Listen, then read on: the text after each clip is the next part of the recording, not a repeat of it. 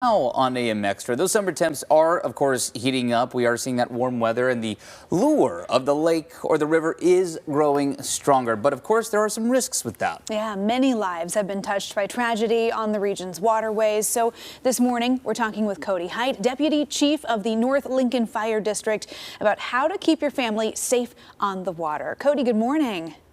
Good morning. How are you guys this morning? Hey, Doing well. Yeah, thanks for your time. Yeah. We want to talk about, the top things to keep in mind as you head out to the water. It's always a fun time, but things can go wrong in an instant. So what are your top 3 water safety rules for people? Yeah. Anytime we're near the water, we want to be wearing life jackets. In the ocean, when we're down on the beach, we never want to turn our back to it, and always want to keep our head on that swivel, just kind of keeping an eye on it. And of course, if you're consuming alcohol or other drugs, it's best just to stay away from the water, really. Well, you mentioned the ocean there, but of course, lakes, rivers, such a prominent piece of what we do here too. Oh, yeah. What are some maybe specific pieces of advice for lakes and rivers, and not just the ocean here too? Yeah. So anytime whether it's lake or river, we want to make sure we're, again, wearing that life jacket. We're keeping swimming with a buddy, and having that contact with someone who may be on shore even.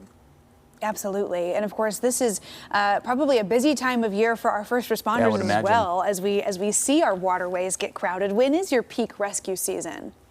Yeah, as soon as school lets out every year, we see that number start to rise, and it continues through the summer. So especially with the warmer weather.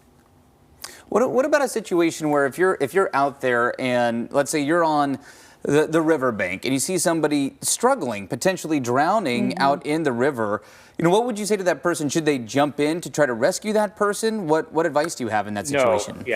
No, we don't want anybody to enter the water. We want you to call 911, try and keep an eye on that person, so when rescuers do arrive, you can point them out to where they were or where they are, and let the professionals go into the water. Yeah, you run the risk of endangering yourself too, and Sure. then having rescue crews have to go after 2 people.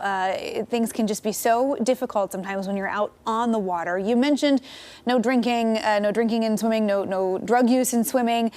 Why is that important to keep in mind? I think a lot of people think about jumping on the boat and bringing some beers with them. Oh, of course, right? It's summertime. That's the best way to do it, but it impairs our ability to make good decisions. It impairs our ability to swim. Just no different than driving while drinking, same thing, right? So keeping that stuff separate, or keeping it while doing something smart as far as staying on a boat wearing our life jacket is important. Yeah. Anything else you want people to know? I mean, life jacket does seem like really thing number 1. Yeah, so key. Absolutely. Yeah. What else is out there? Anything else you want to get out there before we let you go here? Nope. I think, definitely wear your life jackets this summer. If you're coming down to the Oregon coast, we'd love to have you here. We ask you do it safely, and keep you and your family safe.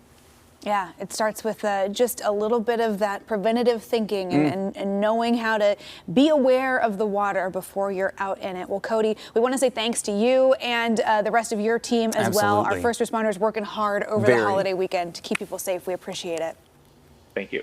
Absolutely. And you can review these tips and learn more about summer water safety when you check out this story on KOIN.com.